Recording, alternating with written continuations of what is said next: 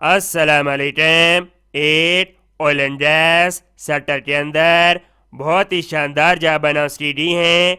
ये job don newspaper में 17 मार्च 2024 को शाये की गई हैं। आई जाती हैं इसकी डिटेल की तरफ। Job opportunities.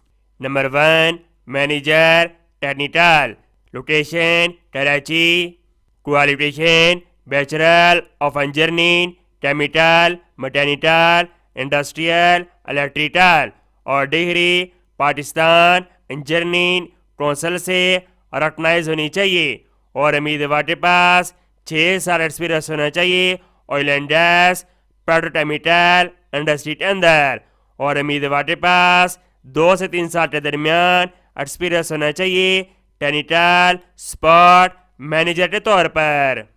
Number 3, manager sale and marketing, qualification graduate 16 साल तालीम और उम्मीदवार के पास 8 साल एक्सपीरियंस होना चाहिए मार्केटिंग के अंदर और 3 साल एक्सपीरियंस होना चाहिए ऑयल एंड गैस सेक्टर के अंदर।